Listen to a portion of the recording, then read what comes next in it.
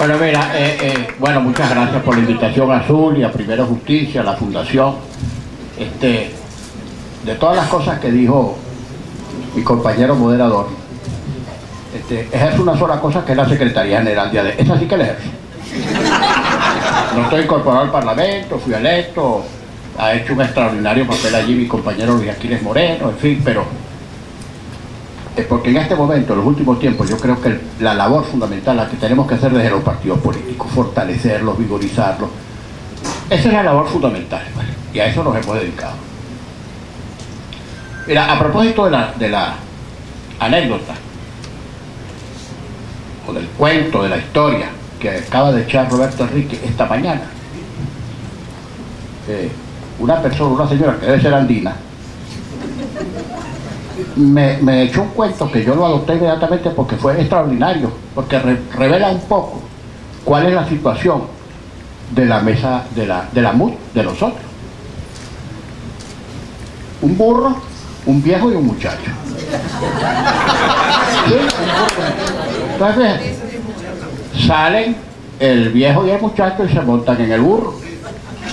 Y cuando van en el camino le dice un viandante que está por ahí, pero caramba, ustedes sí son desconsiderados, malucos, ese pobre burro con el lomo partido, bájense de ahí. Se bajan del burro. Pero el viejo deja al muchachito montado y siguen caminando, y otro viandante más adelante: piazo de muchacho, bájate de ese burro, no te da lástima con ese pobre viejo a pie, y tú arriba del burro. Se baja el muchacho del burro y se monta el viejo y sigue más adelante: viejo zángano, muérgano, ¿cómo es posible? Ese muchachito lo cargas a pie mientras tú vas cómodo en el burro. Bueno, la MUD es ese cuento. Hagas lo que hagas, te montes en el burro, te bajes del burro, pones al viejo, pones al muchacho, la MUD siempre recibe críticas porque está haciendo lo que hace. Bueno, mira, por supuesto, el deber fundamental nuestro, como decía Roberto, es hacer lo que nos diga la conciencia y lo que tengamos que hacer, porque desde que llegó Chávez al poder hasta ahora, ha corrido mucha agua y hemos tenido muchas experiencias para que de allí hubiésemos derivado alguna reflexión. Y bueno, y estamos conscientes de que vamos a hacer lo que tenemos que hacer, así se nos caiga el mundo encima, bajo cualquier riesgo, superando cualquier dificultad, tratando de convencer a los que no quieren convencerse que tú no puedes ensayar un camino que no resulta, sino que tratar de abrir una posibilidad para lograr los resultados que no pudiste obtener de otra manera. Saltar por encima de agendas partidistas y personales, que las hay, aunque tú no puedas mencionarlas, porque si las mencionas para tratar de decantar o de deslindar, te dicen divisor, polémico, peleón, etcétera, etcétera. Pero las hay y se ve. Lamentablemente esas posiciones están influyendo en lo que debería ser actitud del todo y puede comprometer los resultados. Pero sí, nosotros hemos dicho que nosotros respetamos a quienes no creen lo que estamos haciendo nosotros, pero que respeten ellos lo que estamos haciendo nosotros, porque lo vamos a seguir haciendo. No importa que las redes sociales se fundan, que decir lo que digan, vamos a seguir lo que nuestra responsabilidad nos impone hacer, porque lo que está por delante es nada más y nada menos que Venezuela, que es más importante que cualquier dirigente, que cualquier partido político, que cualquier organización. Bueno, un poco examinar por qué fuimos al diálogo y revelar detalles que a lo mejor ustedes desconocen. Primero, que fuimos a ese diálogo, o debate, o discusión, pónganle el nombre que quieran. Aquí lo que menos cuenta es la palabra que el hecho que se produjo. Pónganle el nombre que quieran. Pero fuimos después, y no antes, que se habían producido 40 muertos, somos 200 heridos, no se sabe cuántos reprimidos, encarcelados, sometidos a procedimientos, a libertades bajo presentación, etcétera, etcétera. Después que se produjo todo eso y que no vimos por ninguna parte para dónde iba a salir eso, fue cuando nosotros dijimos: bueno, vamos a dialogar a ver qué pasa, porque tú no te puedes cerrar las puertas. Tú no puedes decir por aquí no voy porque simplemente no voy, porque a priorísticamente dices esto no tiene resultado bueno. Tantea, ensaya, trata de hacerlo a ver si logras la solución que no has logrado por otra vía. Ojo, y además es elemental, es obvio que tú tienes que tratar de competir y de desarrollar tu estrategia en el campo que te parezca más propicio. El campo de las armas, el campo de la violencia, primero no es de nuestra vocación y segundo no es nuestro fuerte. Yo le dije a un periodista en una entrevista que me hizo hoy, mira, aquí en Venezuela 4 grupos que tienen las armas y en ninguno está la MUD. En un grupo que tiene las armas son las Fuerzas Armadas que de acuerdo con la Constitución tienen el privilegio constitucional de tener las armas, lo que se llama represión legítima o represión constitucional. El segundo grupo son las policías, el tercer grupo son los colectivos del gobierno y el cuarto grupo es el AMPA. Esos son los grupos que tienen las armas en Venezuela. Ahora nosotros no estamos ahí, ni somos Fuerzas Armadas, gracias a Dios, ni somos colectivos armados, ni somos la policía, ni somos el AMPA. Somos la MUD, cuya única arma es la razón que tiene para argumentar y proponer política, y eso es lo que estamos haciendo. Esa primera reflexión.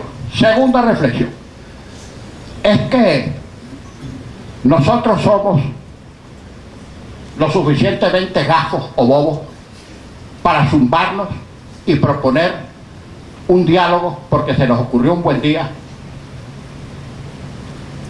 para adelantar una tratativa con un gobierno con el que queremos hacer transacciones inconmensables. ¿No se ha dado cuenta de que el nuncio ha estado presente en todas las reuniones? ¿Y por qué el Vaticano se metió? Porque es inocente. Mira, si hay una institución avispada, es la Santa Madre Iglesia.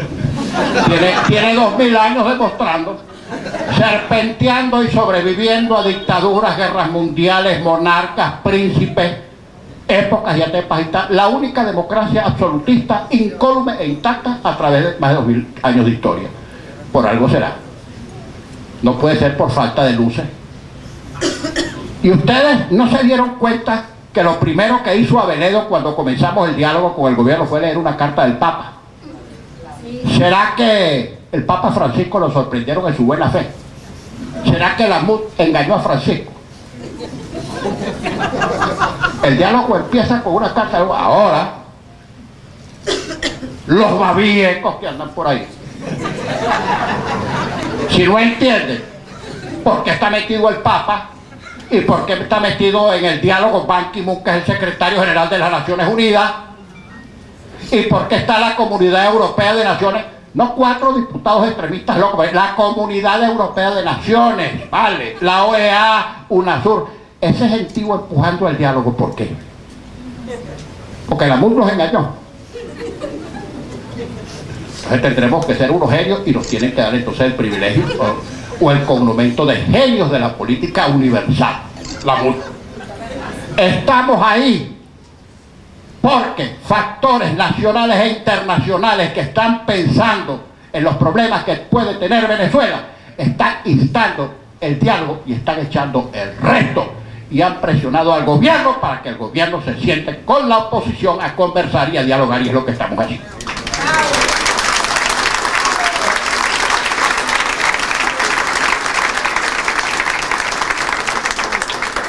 Otra, porque aquí tenemos que ser sinceros, hay algunas personas que nos creen en el diálogo, aparte de las consideraciones motivacionales muy particulares que puedan tener, yo no las comparto pero las respeto,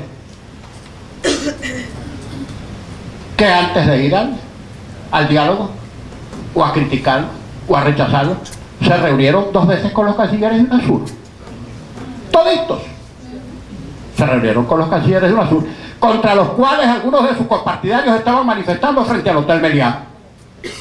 Ahí estaban toditos, no faltó ni un solo partido, todos los partidos. Déjame mencionar que ahí estaban también los partidos que no están de acuerdo con que nosotros estemos dialogando con el gobierno, porque en las 2 reuniones estaban BP, ABP y Proyecto Venezuela. En algo mucho menos importante que el diálogo, que fue la reunión con los cancilleres de UNASUR, 2 veces. Pero antes de eso, todos los alcaldes y todos los gobernadores de todas las organizaciones políticas fueron a Miraflores a hablar. Todos sin excepción. Cada uno, por cierto, lo hicieron muy bien, muy dignamente. Entonces es por lo menos insincero que el diálogo es bueno cuando a ti te conviene y cuando tú lo ejerces, y es abominable y es criticable cuando lo hace el otro. Bien, pero por encima de estas cosas yo les quiero decir que nosotros también tuvimos muchas dudas, porque por muy político que pueda ser uno y por mucho que uno trate de razonar fríamente, uno también tiene piel. Unos tenemos la piel más dura que otros. Unos aguantamos un tanto más ventadas de madres que otros. Ciertamente, pero a todos nos afectan las agresiones, sobre todo cuando son injustas. Cuando hay observaciones que te permitan a ti rectificar, bienvenida, pero el maltrato sistemático, esa abominación, ese desprecio, ese prejuicio visceral, patológico que tiene mucha gente. Yo siempre le digo a Diana, bueno, ese que nos insulta así, tiene la gran desgracia de tener que vivir consigo mismo. Esa es su penitencia, ese es su castigo perpetuo. Que alguien que es así, tan mal hecho por dentro y por fuera, tenga que vivir soportándose a sí mismo, que esa ha de ser la peor penitencia, peor que una sentencia de muerte, porque la muerte los alivia. Bueno, nos tenemos que calar todo. ¿Por qué? Porque estamos pensando en el país, y cualquier cosa que nos pase individualmente tenemos que soportarla y que tenemos que sobrellevarla. En la mesa tuvimos dudas, muchas dudas, y se las voy a confesar aquí. Muchas dudas. Vamos, no vamos. Y empezamos. ¿De qué tamaño es la mesa? ¿Es redonda? ¿Es cuadrada? ¿Cómo es la silla que nos van a poner? ¿La de Maduro es más grande o más chiquita?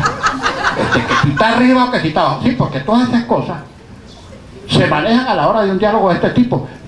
Para sentarse los americanos y los vietnamitas, al fin se les ocurrió que era una mesa redonda, para que no diera la imagen de enfrentamiento y para que nadie presidiera, porque como la mesa tiene dos puntas, si es rectangular, bueno, detalles como esos que para alguna gente pueden aparecer nimios e intrascendentes, a la hora de un evento como ese son muy importantes. Yo les quiero decir lo siguiente, y ahí está el testigo Roberto, Julio, Ramón Guillermo. Yo les dije, mire, mis estimados compañeros, yo podré tener mala orientación topográfica, pero mi GPS político funciona. Mire, le dije, parado, sentado, en el patio debajo del mango. Así Maduro se sienta en el techo y a nosotros nos necesitan un quicio. Nosotros lo que nos necesitamos es que nos den este microfonito 10 minutos en cadena de... ¡Más nada! ¡Más nada! ¡Más nada! Bueno. Y el gobierno, además, el gobierno no lo hizo ni porque se siente seguro ni porque nosotros somos simpáticos. Nos entrega el micrófono porque el gobierno está atravesando una crujía económica, social y política. Por cierto, compañero Miguel Pizarro, que estaba ahorita en la reunión de la... Adelante, Miguel. Mira, ha hecho una gran labor, Miguel, ¿sabe? Una gran labor en el movimiento estudiantil y en todas las actividades de la mesa. Gracias, Miguel. Viene de reunirse con una de esas reuniones secretas, porque había que recibir a las víctimas, etcétera, de los supuestos damnificados del 11 de abril, porque estamos gestionando la libertad de Simonovic. No quedamos tranquilos hasta que Simonovic no salga de este suplicio. Bueno. Entonces, fíjate, con todas esas dudas, fuimos al diálogo. Y fuimos con cálculo nosotros. Bueno, la intervención de Ramón Guillermo Aveledo, como era la intervención de Ori, que nos comprendía a todos, Ramón Guillermo la redactó, nos la leyó y nos dijo que en parte iba a leer y en parte con él estuvimos de acuerdo. De resto, todos nosotros nos distribuimos los temas, cada uno su tema, para ser desarrollado ahí. Algunas recomendaciones dice, señores, que nadie se salga de su discurso, técnica parlamentaria elemental. Nadie se salga de su discurso. Así nos echen un tomo de manteca de marrano hirviendo encima, no se salgan de su discurso, porque es muy fácil tú provocar al otro para que el otro se salga de lo que tiene que decir y tú le matas la intervención. ¿Vale? Eso hicimos. Todos nos encuadramos en nuestro discurso. Mira, y no es que nosotros seamos unos talentos, grandes oradores parlamentarios y aquellos sean tartamudos de la cabeza y de la lengua. No se trata de que nosotros somos un fenómeno con una gran escuela política, y por ahí he visto artículos. Se exhibió lo más grande de la oratoria espectacular de la Cuarta República. No, mira, ninguno de nosotros ahí era ni Clemenceau, ni Churchill, nada. Teníamos un arma más poderosa que la más grande de las bombas atómicas, era que teníamos la razón, tenemos la razón, y contra la razón no se puede.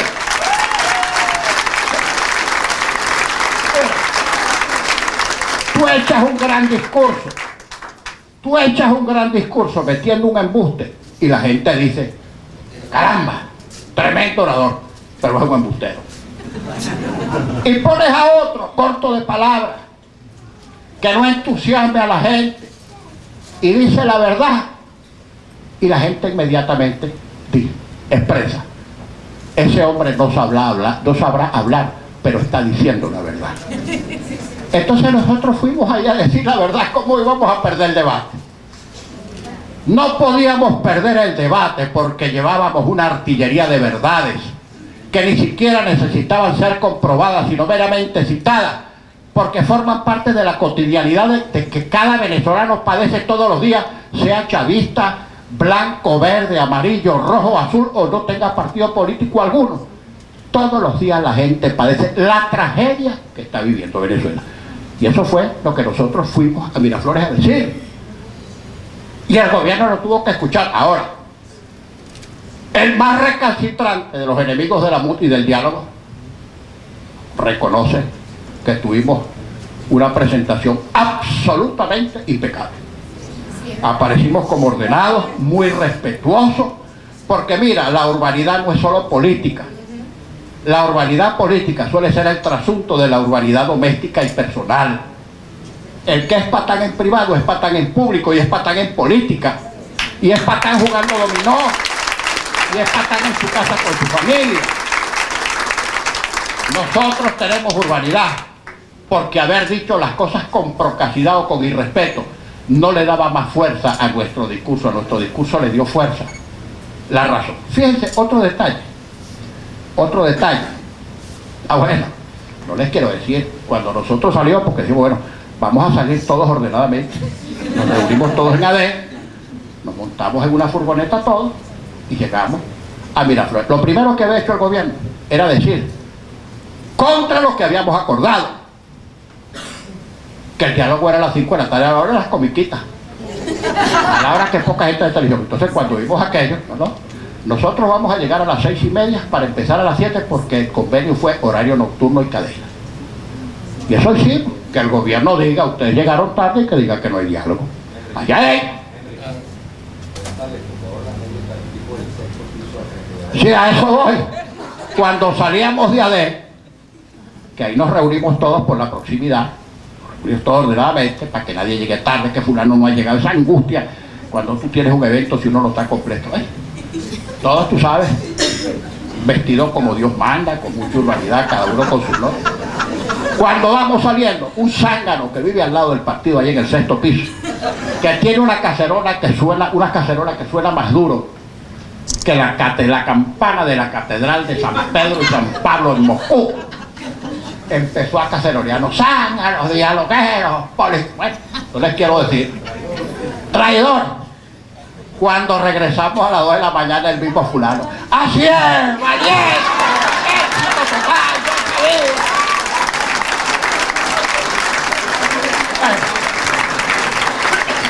total,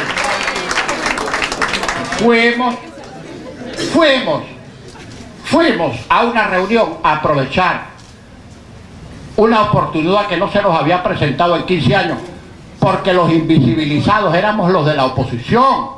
un gobierno que controla el 70% del espectro radioeléctrico, donde los canales del Estado y los medios de comunicación del Estado, hechos sin precedente alguno en la historia comunicacional de este país, utilizan las 24 horas del día de los 365 días de los últimos terribles, miserables y abominables años de este gobierno en insultar a la oposición. No hay un solo comentario favorable, y cuando uno ve un comentario favorable a Roberto Enrique o a Julio Borges o a Henry Ramos o a Enrique Capriles, es para intrigar y ponerlos a pelear con los demás, porque nos citan fuera de contexto para tratar de divinos. E inmediatamente empiezan algunos bobos de las redes: explique usted. Si Mario Silva dice que fulano de tal es cualquier atrocidad, explique usted. ¿No es así? Aclare, compañero, te dicen algunos compañeros de partido. Y no pocas veces algunos tontos que creen que la política se hace viéndose el ombligo u otra cosa en vez de ver hacia adelante, repiten eso porque creen que le están infligiendo un daño extraordinario a un rival político. En este momento no hay rivalidad política, hermano. Ya tendremos oportunidad de resolver nuestras cosas. En este momento, pegados con una pega que no se puede desbaratar, porque nos estamos jugando a Venezuela. Nadie quiere saber en este momento de liderazgos individuales y partidistas en Venezuela. Pues, otra cosa que poca gente se ha dado cuenta. Porque ustedes saben que la política la inventó el diablo. Fíjate, ustedes se han dado cuenta de lo que ha escrito Joanny Sánchez, esta famosa bloguera cubana, sobre el diablo. Bueno, resulta que UNASUR, que como ustedes saben es un canal propiedad del gobierno de Venezuela, Telesur, perdón, transmitió en vivo todo el debate en Cuba. ¿Será que el G2 cubano, que es el servicio de inteligencia más avispado y eficiente del mundo, que se pasea a la CIA, a la célebre Stasi, a la KGB, será que al G2 cubano durante 5 horas y media se le fue un rolling entre las piernas y no se dio cuenta? ¿O será que esa política que inventó el diablo en dimensiones que ni siquiera el gobierno venezolano puede escrutar, habría algún entendimiento arriba entre los bloqueadores y los bloqueados de los últimos 54 años para permitir que Telesur transmitiera eso que, según dice Joanny Sánchez, causó una conmoción en Cuba? Y el comentario de Joanny Sánchez es: la oposición venezolana se lució. Si aquí nos tocara hacer un debate semejante, nosotros no estaríamos preparados porque no hemos tenido cultura ni roce político. Y el comentario en Cuba, dice Joanny Sánchez, fue: anoche la oposición barrió el suelo con Maduro. Pero ¿por qué se le fue al G2 cubano en Cuba ese rolling por debajo de las piernas? ¿No se dieron cuenta? ¿No saben qué fue lo que pasó? O adrede permitieron, por alguna tratativa y para sacar algún dividendo con alguien, se pusieron al riesgo de transmitir eso para que la opinión pública cubana lo viera. La política la inventó el diablo. Otra, que nos estamos sentando con el enemigo y no ponemos condiciones. Yo siempre he dicho, ustedes saben que yo tengo un problema, coño, es que yo digo las cosas como las cosas. O sea, uno está así. Yo sé que yo no nací para estar en el servicio diplomático, eso sí lo tengo clarito. Y hubo algunos que su argumento de principio pusieron condiciones para que el diálogo no se diera. Ahora nosotros estamos claritos: si empezamos a poner condiciones, el diálogo no va, y si el diálogo no va, no podemos buscar las soluciones que estamos buscando. Entonces dijimos, bueno, a riesgo de lo que sea, no pongamos como precondiciones temas que deben formar parte de la agenda. Porque si ponemos esas precondiciones no vamos a tener reunión y en consecuencia no vamos a tener agenda y no vamos a tener solución. Y ellas salir corriendo detrás del primer hombre o mujer a caballo. ¿Usted me entiende?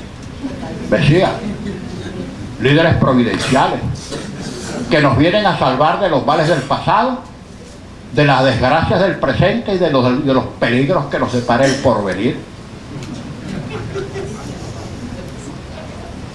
Otra vez la antipolítica disfrazada de política a veces o de partido político. Si me angustia, me tiene que angustiar mucho que haya gente que todavía piense que aquí la solución es la desgracia de Venezuela y de América Latina otra vez presente, que es el golpe de los militares. Me angustia y me aterra, porque no hay que haber experimentado ni sufrido ninguna dictadura para saber lo que las dictaduras han significado para nuestro pobre país. Las mayores desgracias que ha tenido nuestro país ha sido producto de gobiernos militares. No hay ningún país civilizado del mundo que haya tenido o tenga en parte significativa de su historia gobiernos militares. Gobiernos militares igual a atraso. Ahora, si a los militares que están pensando en golpe o que están mandando no les gusta escuchar eso, allá ellos, pónganse tapones en las orejas, porque yo lo voy a seguir diciendo. Y lamentable es que alguna gente crea que la solución es militar, porque cuando la gente pierde confianza en los partidos y en el voto, y cuando el sistema político se va desarticulando o erosionando poco a poco, por lo que sea, la gente ve, porque tenemos un desarrollo político lamentablemente hacia la solución, entre comillas, militar. No nos hemos dado cuenta, caramba, que este es un gobierno militar, este que tenemos actualmente es un gobierno militar. Y lo más grave es presidido por un civil. Yo les quiero aquí hacer una confesión de algo que le dije yo a un militar del gobierno, inteligente y avispado, el tipo, habla bien, discursea. Y le dije un día, que me quiso hablar conmigo, y yo, el que quiera hablar conmigo, y me pueden grabar, porque como yo no voy a hacer propuestas indecorosas, si quieren grabarme y publiquen lo que hablamos, no hay problema. El problema es suyo, no mío. Le dije yo a ese militar exactamente un día antes de que enterraran al comandante supremo. Le dije, mira general fulano, el peor daño entre los muchos que le hizo Chávez a este país, a mi juicio, el peor fue haber sacado a los militares de los cuarteles. Porque el próximo presidente que venga, sea Capriles o sea Maduro, ojo, a los 30 días de las elecciones, el próximo presidente que resulte electo en estas elecciones va a ser un civil, sea Capriles o sea Maduro. ¿Y cómo va a ser ese presidente civil para devolver a los militares a los cuarteles? En eso tenemos que pensar, en devolver a los militares a los cuarteles. Por eso me atreví a nombrar la soga en casa del ahorcado y decirle ahí a este gran generalato que tiene el pecho recamado de avalorios, parece una quincalla. Le dije, aquí en la Constitución no aparece la unión cívico-militar por ninguna parte.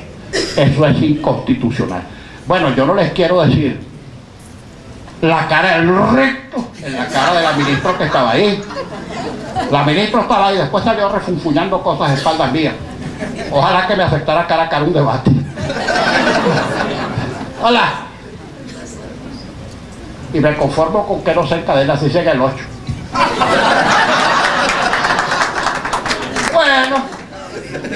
Bueno, al día, fíjense cómo les pegó. Esas son las observaciones aquí.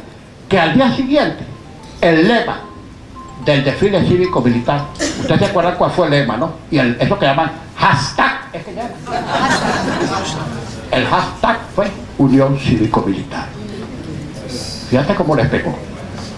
Y Nicolás Maduro, con la ley orgánica de las Fuerzas Armadas en la mano, para adelante y para atrás, tratando de ubicar ahí la Unión Cívico-Militar, que no existe ahí tampoco. Y si estuviera ahí, es igualmente inconstitucional, porque ninguna ley de rango inferior a la norma constitucional puede establecer nada que contravenga una institución constitucional. Entonces, mira, fuimos ahí, ojalá, yo no sé si el gobierno va a atravesar otro debate en cadena. Yo gobierno, a lo mejor le estoy dando municiones al gobierno, yo gobierno no lo haría.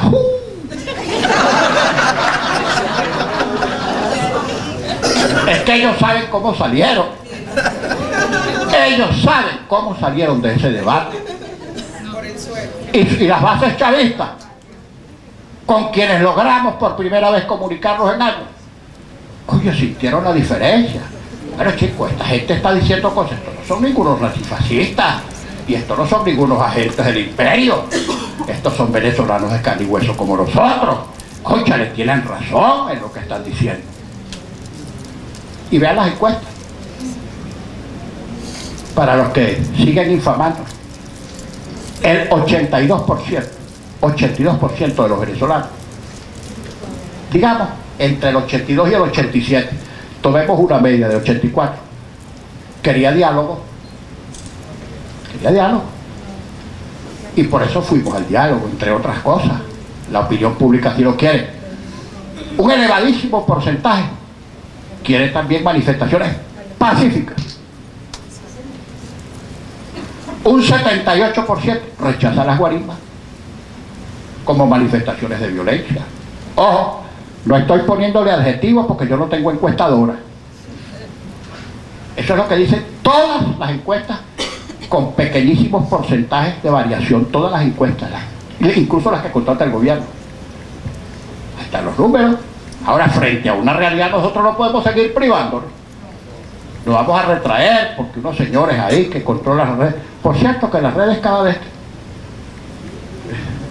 más suaves, pero no nos debemos impresionar por eso, porque eso no es la inmensa opinión mayoritaria.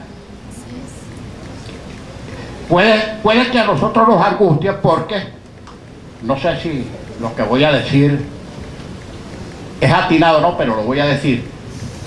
Fundamentalmente la dirigencia de los partidos como de la mesa, ahí hay fundamentalmente gente de clase media muy susceptible a este tipo de comentarios, esa es la verdad. Y otra cosa que se cae de Maduro, lo dije ayer en el foro de COPEI, si lo que nosotros queremos es, por ejemplo, liberar a los presos,